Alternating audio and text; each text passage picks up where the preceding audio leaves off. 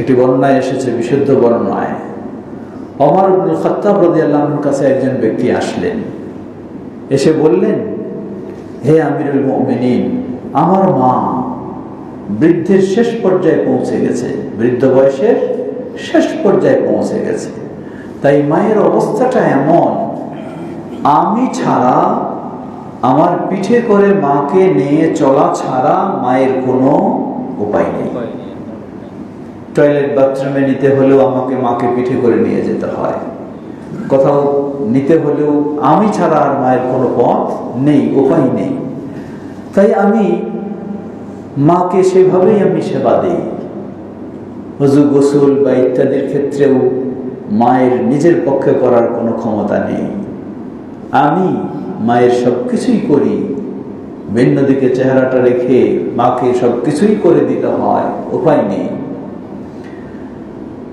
তারপরে বললেন, ফাহাল আদাইতু হাক্কাহা, হে আমিরুল মুমিনিন, মাকে এত সেবা আমি দিচ্ছি, তাহলে মায়ের যে অধিকার সন্তানের কাছে, আমি কি সেই অধিকার তার আদায় করতে পেরেছি? ওমর রাদিয়াল্লাহু আনহু বলছেন, ক্বালা লা, বললেন না, তুমি মায়ের অধিকার দিতে পারো না।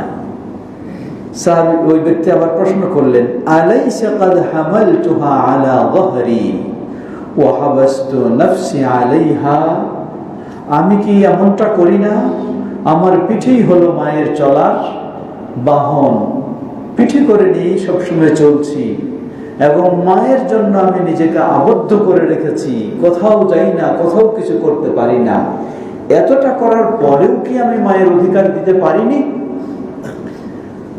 আমিরুল মুমিনিন বললেন, ইন্নাহা কানাত তাসনাউ যালিকা বিকা ওয়া হিয়া তাতামান্না বাকাআকা ওয়া আনতা তাতামান্না ফিরাকাহা। বললেন, দেখো পার্থক্য কোথায়?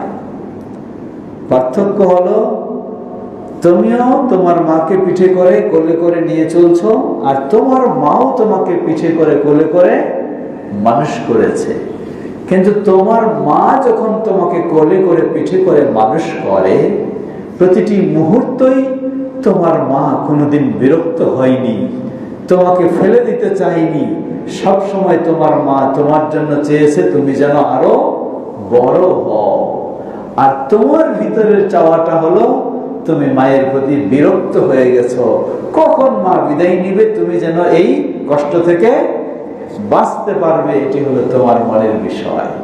তাহলে দুটি কখনোই সমান হতে পারে না। সুবহানাল্লাহ। ইসলাম এভাবেই মর্যাদা দিয়েছে মাকে।